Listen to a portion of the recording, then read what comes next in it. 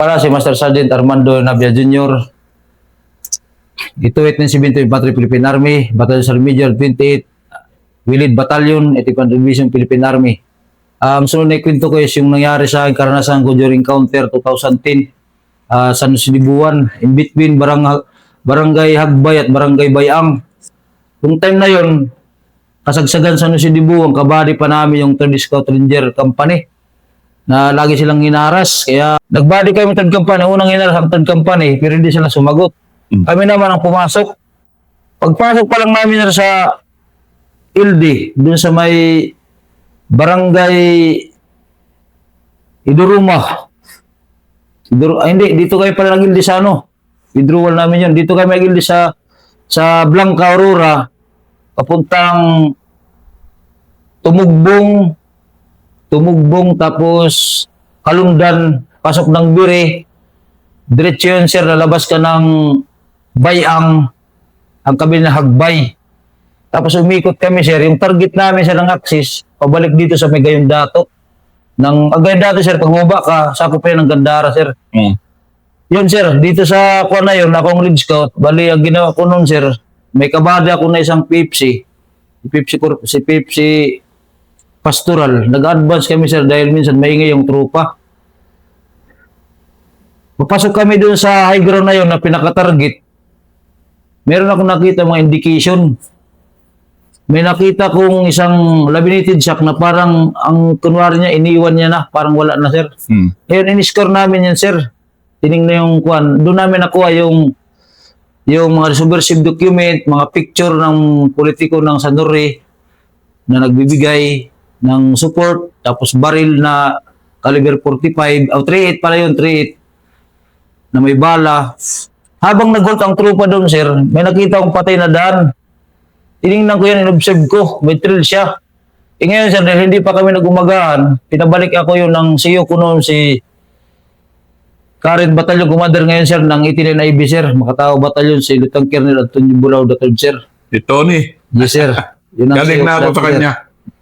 Bali, si sir noon ang CEO ko na wag muna dinabs dahil kailangan natin mag-cut, tanganin, hindi pa tayo nag-umagahan. Ang ginawa, sir, bawat squad, kinuha na ng mga private, tagdalawa, tapos isang senior, si Sadin Binsyong, nagkuha doon para makaigib. Ang problema doon, sir, itong na-score namin, na suspicious ko na patay na trail, hindi na namin, sir, na-score dahil yun nga, magsasahay kami, sir. Yung isang squad dito, bumaba sa kunti, hindi na na-oversee na dito, sir. Ngayon, nandito kami sa baba. Hindi pa nga, sir, nakakyat ng igib ng tubig, hinaras na kami ngayon, sir. Ang ginawa ko doon, sir, nandun, nagtupukan na sila, sir. Ako, sir, nag-inisit ako ng airport, si Barako, yung 60 gunner, inakyat yun, sir, sa taas, habang nagpuputok. Pero pinapakalma ko yung putok ng 60 niya, sabi ko yung bala, baka mabusan tayo. Ngayon, nung dumating ang trupa namin, nag-advantage na kami sa taas, sir. Tapos tumahimik. Nung magtahimik kami, di nagsayang, sir. Pagkasayang namin, kumain ng isang grupo muna, isang squad, isang palitan dahil security. Nung nakain ng squad na isa, yung sa amin, yung isang squad, niratat naman kami, sir, hanggang hindi sila nakain, basag ang kaldero nila. Ngayon, hindi namin makita ang kalamusan kasi encircle pala, sir, nung net yung taas. Sinut namin yung baba niya, puro gilid pala, sir, yung palayan, sir, na ang tawag ng kuwan lang, sir, yung pugas, yung sa bundok lang, sir, na pagdanim ng palay. Yung upland rice. Oo, sir, kaya hirap kami makababa, kaya overlooking kami. Unang infantry, sir, na pag angat na namin, sir, o pangalawa na yun, naputo ang kaldero. Pagkatapos niya, kaya magdidilim na, sir, sabi ni Sir Bulao, Dinabs, paano natin makuhan kasi yung area, napaikutan pala tayo na sa baba. Ngayon, yung gilid, sir, puro high ground. Hindi namin sir, na try boundary pala yun, try, parang yun, na kampo dito, sir. Ito sa may ilog yung isa. Napunta kami na gitna, oo, sir. Ngayon, hindi namin na search na yan dahil yung hapon na, sir, dumiritso kami dito papunta ng Undisnas. Nadaanan ko, sir, yung trail nila. Dumadaan, sir, sa ilalim ng talahib. Gagapang ka lang. Kaya pala, kahit anong helicopter, hindi makita. Hanggang yun, gumapang kami din. Sinunod namin yung kuha nila. Tapos meron naman nakita doon naman sir na pusher ng tubig. Pero hindi rin na-scour dahil kulang na nga oras. Hanggang pa-withdraw na kami ng all this nas. Doon naman ako sir na natapilok. Nung matapilok ako, ang nag-lead si Bastian, nag-una. Tapos, nung makabanti siya, nag-halt siya dahil may nakitang tao siya na nagarilyo. Pag-abanti ko ulit doon sir na babalik ako sa harap. Pinutukan kami ngayon sir. Pero lang short arm. Nagalit ni CEO. Yun, nirasap na lang namin sir. Pero nakuha na yung sir, nalaman na yung patay sir, kinabukasan na sir. Pero pawidro na kami, yung intel lang sir nagkuha. Tapos yung doon sir sa taas, na-confirm na lang yan sir na may patay din sa intel lang sir sa acid sir. Kasi diretso kayo nag-withdraw. Yun sir yung 3 beses na encounter sa isang araw na halos hindi na makakain. Kaya yun, ang pumatid sa amin sir, yung Alpha Company. Nagbali ng third company sila. Pagpalit ng third company, sinabihan na ni siya na huwag kayong kupakita sa tao. Kaya kami, pag may nakita ko, piringan na, tali yan, bahala ka kung sino makahanap sa'yo. Nagkumpiyansa sir, yung kalaban doon sa nasidibuan sir, hindi ka babanggayin sa harap, bubuntutan ka. Ang nangyari doon sir, yung sa Alpha Company namin, sinundan sila pagkagat ng dilim, nag-withdraw kami, sila naman ang pumasok, kay Rigo doon. Sila ngayon sa ginapang, patay si Lit Balicuatro. Pag CR sir, hindi na nga naka ng pantalon. Doon na sila sir. Tapos nandun yung third company. Kahit nga third company sir, nag-import na ng sniper nila. Nagpapaiwan na. Nung sunod na resupply na yun, binaliktad ni CEO. Sabi ni CEO ko, Jinabs, hindi pa ito labanan ng lead scout, labanan ng tail scout, doon kayo sa dulo ni Pastoral. Kami na sila nagpapaiwan sa dulo.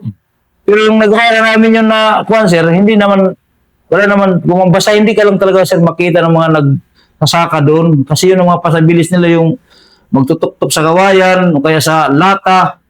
Pag marinig ka nun sa time na yun, sigurado mangyayari sa'yo. Diyan sa San Jose Dibuan. Ayun, pag withdraw namin sa Isnas, pagkuha ng Alpha, sila lang namatayan. Sa sawa ng Diyos, kaya yung kanina sir na, sabi mo kung yung kwento ng 30 volt na ambus, sawa ng Diyos. Maraming ambus yun sir, sawa ng Diyos, hindi ako nakasama doon sir. Yung ambus na yun. Kaya yung dating president namin sir, namatayan sir ambus. Parang kalapi, babalik, nagpalitan sila ng 87 na IB. Ang bali naman doon nila sir is nakalimutan yung SOP sir ba na pag maaraw, wag mo na maghakot ng gamit. Ngayon, pag move nila, pinabangan sila pati ang per-sergeant. Ang per-sergeant nung nasa harap sir kasi yung pagputok doon sa barangay, naglampas ang barangay Canligis, pag ng tulay, approaching barangay Concepcion, may tulay ito sir, nilanmay na sila dyan. Ngayon, hindi namatay yung blinker, sir, ng KM250, M35. Doon sila, sir, babae lang doon siya, nagkukuman, Mayo 1, Mayo 2. Doon sila, pati ang leads kaawang kuhan, per-sergeant namin, Lit Pabi. Tapos yung wounded is, 3 yatin, sir, ang na-wounded, pati yung admin namin, Master Pipito. Bakit, hindi, isa-isahin nga natin, bakit tuloy-tuloy yung ambush dito ng mga panahon na yon? Ang daming ambush dito sa Samar noong mga panahon na yon. Dahil yun sir sa makapal pa sir yung kuha ng pinon sir. Marami pa talaga. Marami pa talaga sir. Kasi yun nga sabi ko sir, yung noon, yung mga SOT, BTE, RSOT, parang iniisip ko ngayon sir, nakapagsabi ako na parang compliance na kasi walang sustainment siya sir, sa sundalo lang. Di kagaya ngayon na pwede mag-medical mission, magkaraban, lahat ng hinayin ng tao, ipapabot ng anong agency yung mag-action doon. Kasi nung parang, ano lang yan sir, compliance lang, walang mga ganun, mga summing up. Mayroon naman, submit na lang papel, pero hindi naman totally nakagaya yung kakatayin ka talaga pag hindi tama yung summing up. Pag hindi mo makuha yung target mo doon sa area.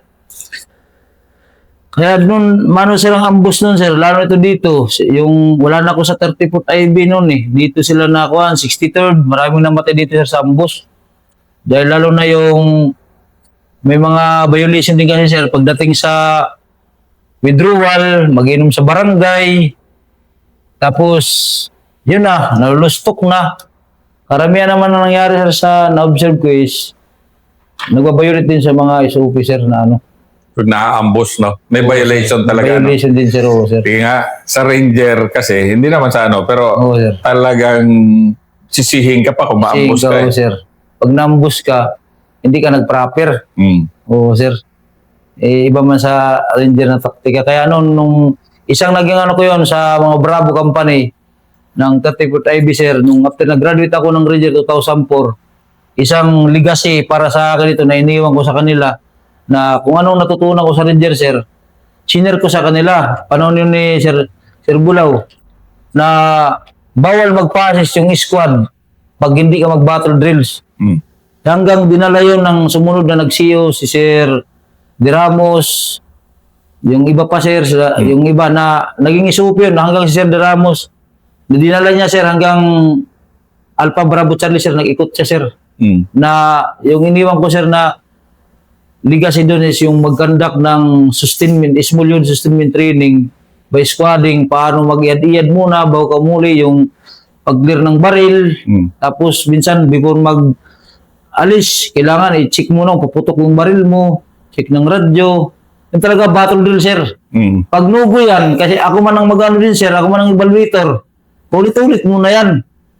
Kaya yun, sir, yung isa na na-practice ko yun, sir, na bago ako umalis sa 30 foot, sa mga naging kasama ko, hindi man na makalimutan yung na ano nga yung mga senior kaya nagreklamo. Pero sabi ko kay maingay man. Kaya yun, nagtuturo ko paano yung, wala pa yung dati itong makumba tracking, pero tinuturo naman dati yan. Paano mag-tracking sa paano mag-lead scout, paano yung mga SOP sa danger area, mga hand signal, sinishare ko sa kanila kahit sabi ko, hindi, yung pagiging ranger kasi, sa additional course lang yun para matutunan yung knowledge and skill. Pero kahit wala kang tabak, kung maniniwala ka sa akin, tao man din ako. Kailangan lang yan mo yun. May integrate mo lang sa knowledge and skill mo na tama itong ginagawa natin. Ayun, kagaya ng mga DRC dito sa amin, sir, retipers. Yung before na halo sa kanila yung provisional DRC nung retipers DRC. Itipers. Pero ano yun, sir, kulang yun ng ranger, pero disiplina yun, sir, kasi ilang beses ko yan na naging estudyante. Paano kay General Aquino, sir, kay General Hermeldo Aquino, sir. Siya naman nag-conduct ng training, sir, ng Reconnaissance Fighting Patrol. Siya ang instructor, ako ang assistant, sir. Yung concept, sir, ng Reconnaissance Fighting Patrol is combination of Philippine Ranger at British Commando. Kaya, both ano yun, sir, guerrilla tactics at saka urban, sir. Sa kanya yung kay General Aquino. Tapos, pagdating kay General Tan, yung small unit sustainment training, yun din ang napa-adapt niya sa mga DRC at ibang unit. Sa mga kay General Aquino nun, sir, yung Organized Fighting Patrol, mga scout platoon lang yun, sir, at saka DRC, sir. Yung small unit sustainment training, scout platoon, DRC, at saka line company na hindi nakapag-sweep. Yun siya ang naging taktika na, sabi ko po kanina, sir, na naging best practices yun, sir. Pagdating sa yung sa ATR na naging proficiency ang brigade, isa yan, sir, isa man ako ng kuhanan ng pinaka-statement, sir, na parang ganito rin, may video, tapos ipinasa, sir, sa during ko ng IG, PAIG, sir, Philippine Army Inspector General ng HPE, na pumasa yun, sir. Na yun nga, sir, yung laging inano sa akin dito, kahit sa Tintaybi, yung sabi ko na sustainment, dahil yun nga, may nagre-retire, may na-relieve, kailangan, sir, i-sustain siya dahil bago may na-promote, babago naman ang posisyon niya. Kaya, ano, sir, continue siya para yung mga problema is may agapang intervention, sir, ba, na lalo na yung nawala, pagdating ko dito, nawala yung squad permanency. Nung mapansin ko dito, sir, ngayon, ibinalik namin, sir. Eh, sabi ko pa sa mga president, pag may squad permanency ka, hindi sasakit ang ulo mo pagdating sa moral. Kasi sa amin, no, sabi ko, 30 foot by pa ako, squad leader ka pa lang, may power ka na. Pag sinabi sa'yo ni CEO, Ginabs, wala akong pakialam sa'yo kung ilang tao, pag sinabi kong mag-operate ka. Kaya wala nung problema ngayon. Anong naging problema ninyo? Walang squad permanency. Yung scheduling nyo, hindi mo yan masusunod. Anong mangyari? Nasa bang loob ng tropa. While naka-squad permanency, ang buuhan yan siya. Pagbalik, buo siya. Hindi mo maano na makakaligtaan pa kasi by mas mabilis. Kasi mga previous na siyo ko pang anon, sir, hindi lang squad, by platoon. Isang platoon uuwi, dalawang mag-operate, pagbalik ng dalawa, salpak isang platoon na uuwi, mas mabilis at saka lalo na ngayon sa mga Generation Z, Na sabi pa nga doon sa tinuro sa amin, sir, na more on technology awareness sila, sir. Mm. Pero pagdating sa decision making, sa mga personal problem, napaka-weak ng decision making nila, sir. Kaya na-observe ko dito, sir, na iba nag-aawol, buting iba, nahahabol yung iba, tumatakas. Dahil sa kunting problema lang, sir. Hindi ganun pala. Meron, sir. Oo, sir, yung mga Sige, bago ngayon. ikwento mo nga yung ano, yung mga tinuturo ngayon sa inyo na how to, para mataman din na ibang ano, how to deal with ano ba tawag sa kanila? Gen Z. Gen Z, oh, sir. Oh, sige. Generation Z at saka Generation Alpha, yung 2013 at present, sir. Mm. Yung 1996 to 2012, sir, yung mga Gen Z, sir. Mm. Na halos parehas lang si Generation Alpha at saka Generation Z. Is more on technology aware sila, sir, lahat. Pero pagdating sa decision making, sa mga personal problem, madali sila, mahina sila, sir. Kaya yung iba siguro yung nag-aawal, iba kapakamatay. Mm. Ay yun ang itinuro sa amin ng isang instructor ng University Colleges ng Cebu, na naka-online BTC man ako, sir, pag-attend, na kailangan sa military live na itong mga Gen Z, kailangan din natin pabayaan na gano'n na lang sila. Dahil tao pa rin yan. Kailangan na tutukan sila ng gusto, remind, kunting lang, pip talk agad na ganito. Although marami ng policy, bawal ng mga maltreatment, bawal na yung mga discrimination ngayon, pero kailangan, sabi ko pa sa mga per-sergeant, tutukan natin pa rin. Kasi ang problema dito nag-ahol, dahil lang sa girlfriend, meron naman yung isa utang. Sabi ko, paano pang sinakal ka? Hindi ka magreklamo, wala naman dito sa amin. Hindi naman kami mga reception ngayon, sir, wala naman yun. Yung reception dito is orientation na lang. Ano ba yung 20IB? Paano ang bawat company? Ano yung gusto ng level ng unit na dapat maging 20IB ka, dapat ganitong ugali mo. Ayun, sabi ko, huwag kayong huwag kayong magsawa. Labi kayo pag hindi nyo kaya, sabihin nyo ako. Para nandiyan pa lang tayo yung support ko sa inyo. Wala man ako support financially, pero sabi ko pa nga, sa mga moral support man lang, sa face-to-face na bilang sa major, nandun pa rin tayo na ganito. Tapos, gamitin niyo yung command responsibility. Isa yung sir napansin ko dito noon pagdating ko. Nawawalan command responsibility, ang tawagan, nawawala na yung professional. Sabi ko pa nga, ang pagiging professional ng sundalo, hindi yan nakita sa antas ng pinag-aralan. Ano bang professional ng sundalo? Disiplina, respeto, at alam mong trabaho mo. Sabi ko pa nga sa mga per-sergeant, na bawat tao mo, alamin, pinapamemorize ka, sir, ang duties and responsibilities from squad leader down to rifleman. Dahil sabi ko, itong mga duties and responsibilities ninyo, yun, pag alam nyo yung limitation ninyo, kung hanggang saan lang kayo, para wala kayong nasagasaan. Dahil pag hindi nyo alam yung limitation nyo, yun, nagkakaroon kayo ng banggaan. Tapos, kayong mga squad leader, per team leader, i-practice nyo pag-gising nyo, magkaroon kayo ng responsibilidad. Sabi ko, sir, kasi pagdating ng panahon, nagka-problema, kagaya ngayon, sabi ko, nag-usap-usap na tayo. Pag once itong si private, nagkamali ito sa akin, command responsibility, ang mag-report sa akin, per team leader, tsaka squad leader, pati pa platoon sergeant, para maramdaman ninyo yung command responsibility, kung gaano kabangis yan. Kayo, huwag nyo pabayaan nyo na ganito. Sabi ko, ngayon na habang akong sa major, ipapractice natin yan. Kung kailangan may mag-report kayo, mapadimot natin dito o gagawin natin yan para lang madisiplina. Yung palang tropa. Dahil nung dito, nakakapa rin ako kung paano ito, ganitong problema pala, yung squad permanency, wala sa command responsibility. Kaya maraming pasalamat ko, sir, sa previous unit ko sa 34th IB na noon, mas mahirap pa mang pinagdaanan, pero yung kahirapan na yun is nagsukli naman lang, hindi naman kahirapan, is challenge lang, sir. Struggle lang sa service na malaki pa lang may dulot pagdating ng time na maghawak ka ng tao. Tapos salamat sa mga previous na naging CEO ko na pinagbigyan ng time na mag-schooling, sir, ng mga bibigat na schooling. Doon ako, sir, na-mold kung paano paging sundalo, paging leader sa remedial na ngayon, sir, na hindi ako nag-alangan, sir, magsalita na kasi sabi ko pa nga sa tropa, ang mga senior NCO, hindi ito pataasan ng talino. Dahil lang pinaglalaban natin dito experience. Ang hinahanap sa atin ng mga officer natin dito, bilang per sergeant ka, squad leader ka, platoon sergeant, per sergeant, sergeant major, experience lang. i-share mo yung tamang experience, pero kailangan ituno mo. Bakit? Baka naman pasok ng ituno mo kung saan ka papasok. Kasi yun lang kailangan dito. Ako bilang sergeant major, sabi ko, sir, experience lang, pinaglalaban ko dito. Kaya ko mag-advise kay CEO, sa mga platoon leaders sila, nagtatanong sa akin, nakakapag-share ako. Yun man ang experience na hindi ko naman binabawasan, hindi ko naman dinadagdagan. Yung epektibo lang talaga, sir.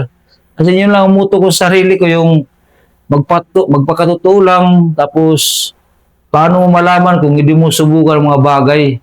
Tapos lagi lang talaga yung pagdarasal sa Panginoon, sir. At siyempre, sir, experience ko rin, inspirasyon ko rin yung pamilya ko. Ayun, sir, ngayon, mag-26 years in the service na ako, pero patuloy pa rin, sir. Pero baka mano ni General Morado, sir, yung dating CEO, Brigade Commander. Siya kaya, sir, hindi sa akin nagpayag na mag-retire ako, sir, eh. Kaya sa akin nag-mold na mag-sergeant major pa ako, sir. Kasi yung time niya, sir, akong first sergeant niya, sir. Binold niya ako mag-sergeant major.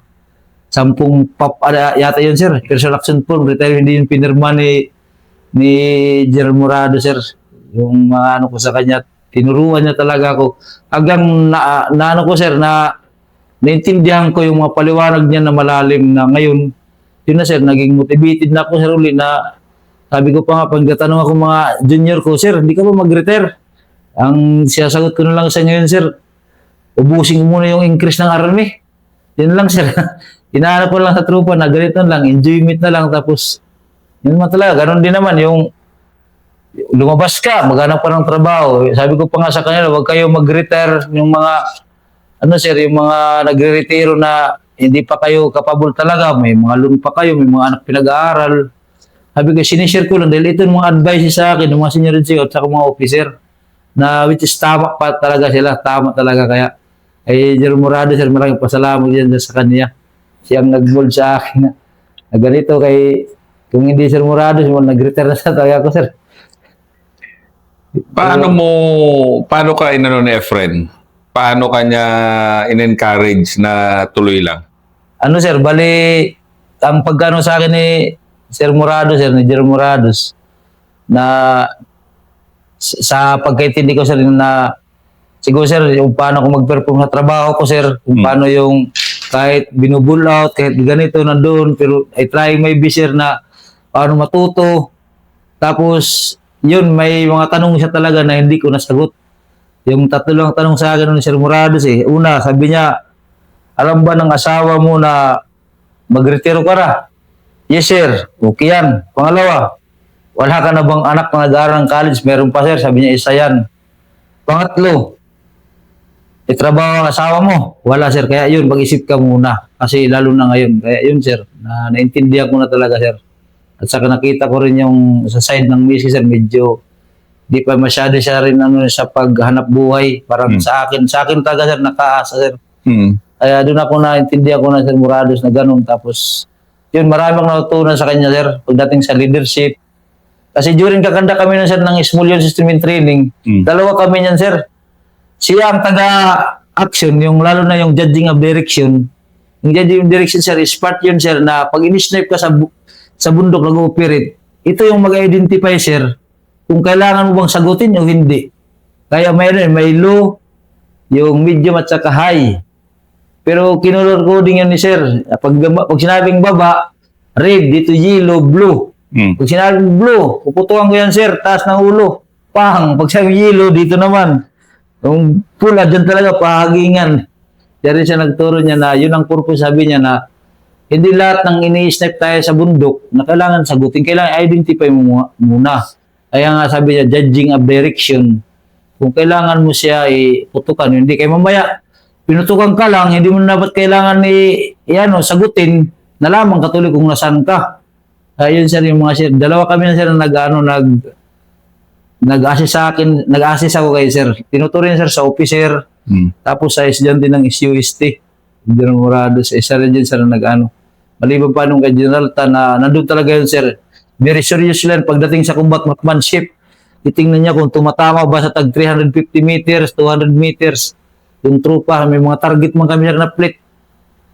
Tapos yung properly talaga, sir, nakuha. Kaya mamalasin, ako man ang team leader ng committee. Sa akin, sir, mag-update. Kaya doon pa lang, sir, Ipakita ko rin siguro yung sa kaya ko na siguro nakapasa sir sa standard nila sir. Ayun siguro na hinawakan ako din ni Del Morado sir na hindi muna magretiro sir. Maliban sa status ng pamilya ko at saka yung capability ko siguro sir kasi ako diyan matagal din na nagpersa din sa brigade sir. Hanggang siya na lang sa akin nagpaaral ng sarili major course sir.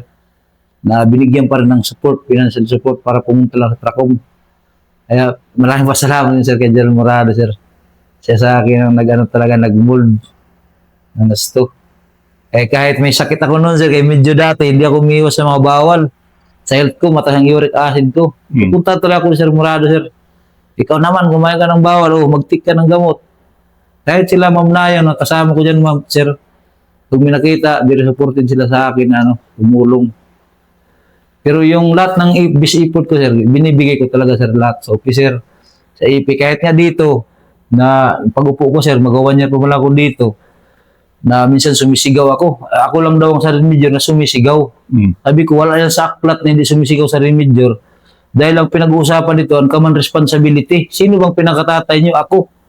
Siyempre, pagdating sa officer, ako akong personal staff ni Batcom, ako ang matatanungin.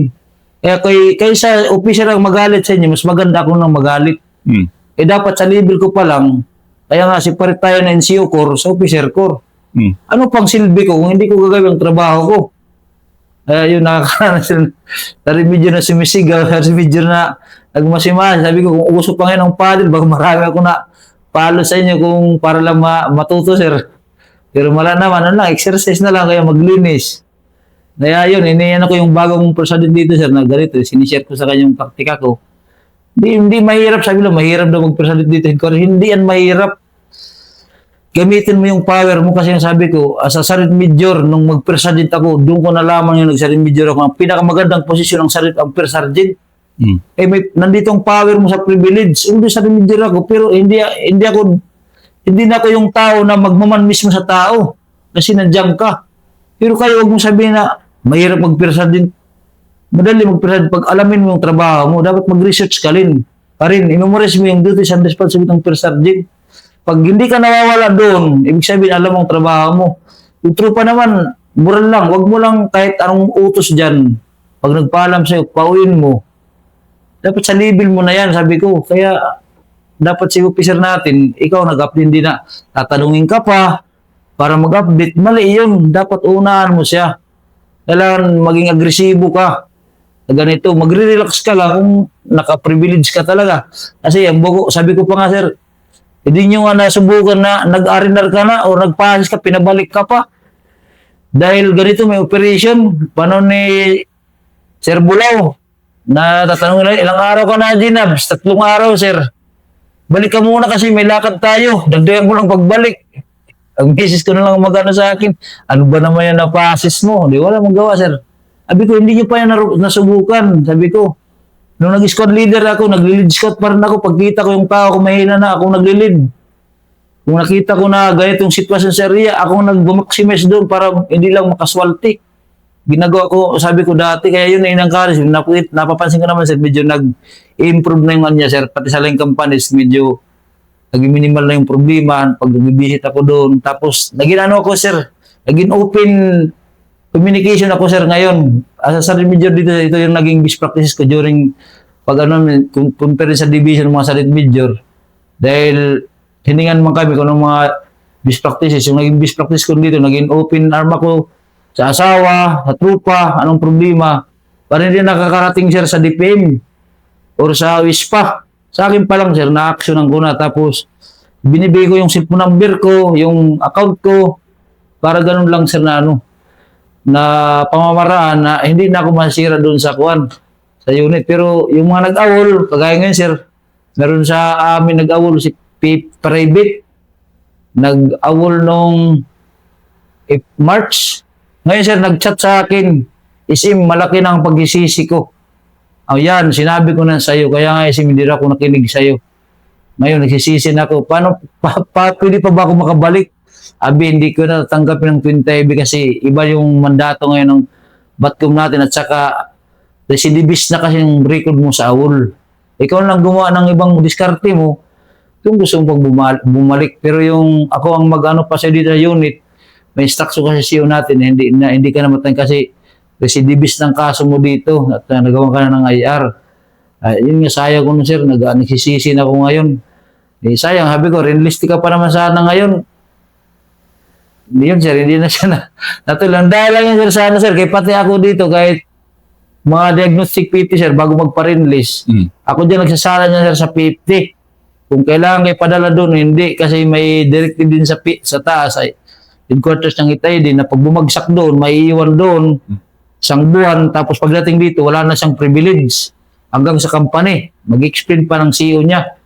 Kaya yun, sir, yun ako dito, pag nagpi-50, nandyan ako yan, sir, ako nagtitingin sa kanya, o papasa ba o hindi.